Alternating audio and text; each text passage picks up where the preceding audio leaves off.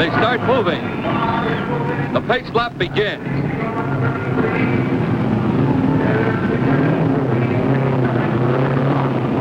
If any of the 33 cars can't be started, 2 alternates are waiting for a chance to get in.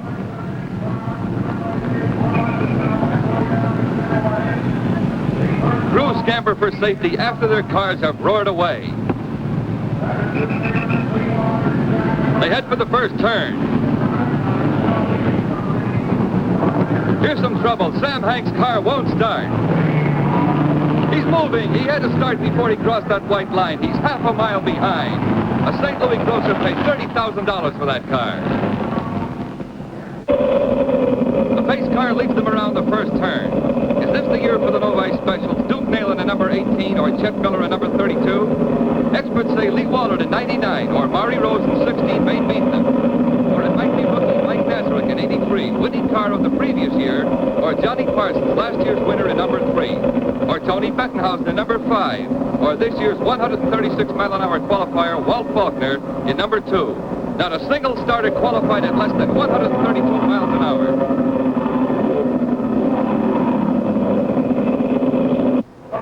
Down the long straightaway on the pace lap. And the race is on. A perfect start.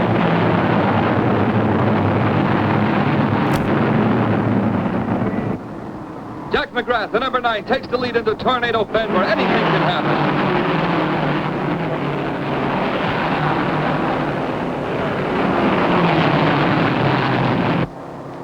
Wallard is ahead before the first lap ends, doing just over 122 miles an hour.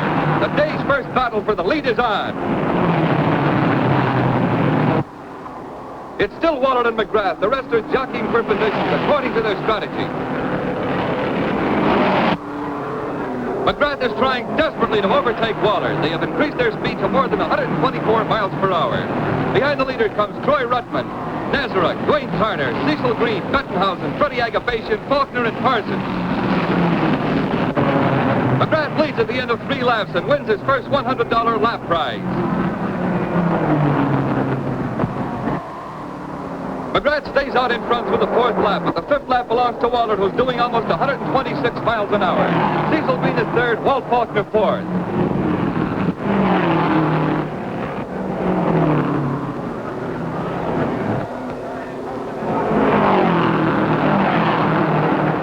Officials keeping watch for safety see McGrath ahead on the 7th lap. They use a 2-way phone system. Green is back in 3rd place, Faulkner 4th.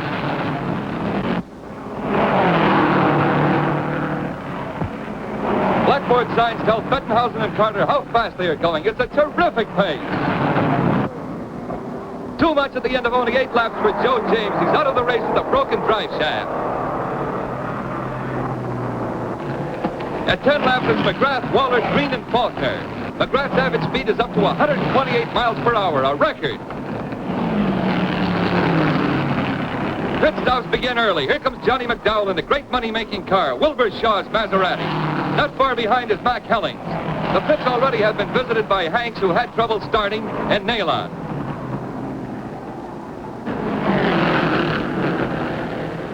McDowell's gas tank is broken, so he's out of the race on his 14th lap.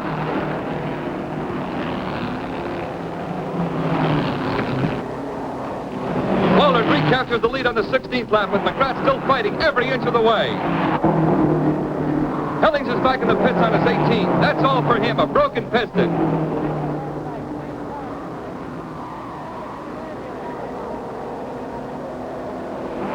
A tough moment for any driver, and off to the garage for another hopeful. Cecil Green in yellow number 4 is trying to fight his way up past McGrath. It's lap 21. Green is giving Wallard his second battle, a 1/5 of a second behind. Green refuses to wait for the brakes and presses ahead, fast like a rabbit. Like a rabbit, hey, there's one, running the wrong way. Here comes Nailen for another pit stop. He rolls past his crew, wasting valuable time. Meanwhile, 3 more cars have failed under the great pressure, leaving 27 in the race. At 30 laps, Wallard sets another record with an average speed of 130.5 miles per hour.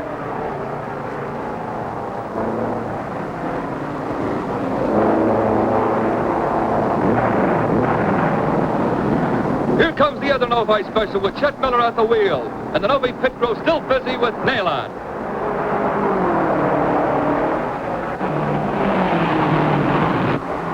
But nail-on gets back in the race, now running several laps behind the leaders. Other pit crews are on their alert, and here comes another car. It is Bettenhausen on his 42nd lap. Lou Moore's crew goes to work efficiently. He changes the tire himself. A crazy turn into the pits on his 123rd lap. He's out of the race, a victim of the record speed of 127 miles per hour.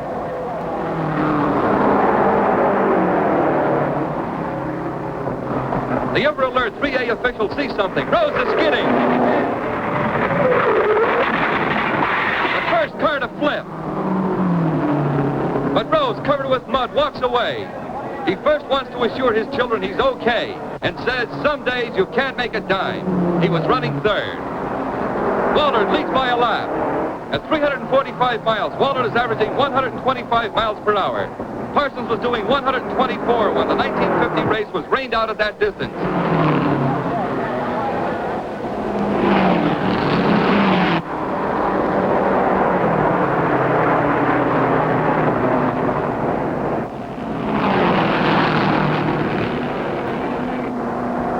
Nazareth has to pull in for tires and fuel. Wallard has stopped only once.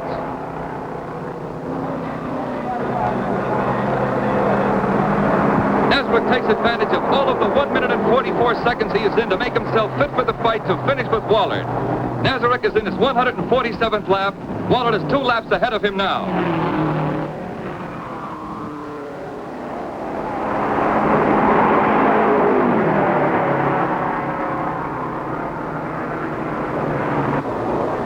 Nailon is stalled out of the race on his 152nd lap.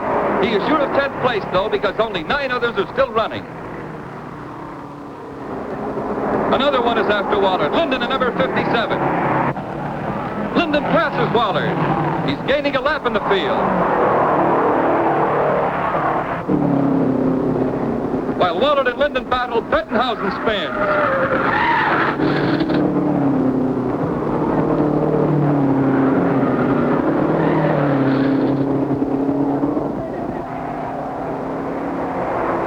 It's Bettenhausen's 178th lap. He has been in 5th place. Now he is assured of 9th place money because only 8 cars are left to finish the race. The pace has been too much for 25 starters. At 180 laps, 450 miles, Wallard is pressing his little car without mercy to keep his 2-lap lead. Nazareth is next. The other 6 in the race are Ball, Aiulo, Banks, Linden, Forberg, and Carter.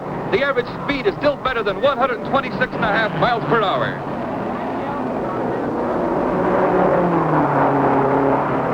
Wallard is told, take it easy. But no taking it easy for Wallard. He has lost the shock absorber. His brakes are gone, too.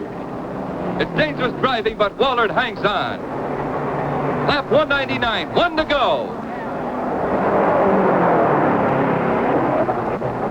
Wallard's pit crew gets excited as Wallard goes around. He comes in for the checker flag and victory. Wallard's crew hurries to the winner's circle. He drives 2 extra laps just in case the scorers made a mistake. And here he comes, his motor tired, silent after the record time of 3 hours, 57 minutes, 38 and 5/100ths of a second. Wallard is the first to drive the 500 in less than 4 hours. His average speed has been a record 126.244 miles per hour. He's been trying 4 years for this. He wipes his face as he heads his brakeless car toward the winner's circle. Nazareth second and Aiulo third. Then came Linden, Banks, Ball, Forberg, and Carter.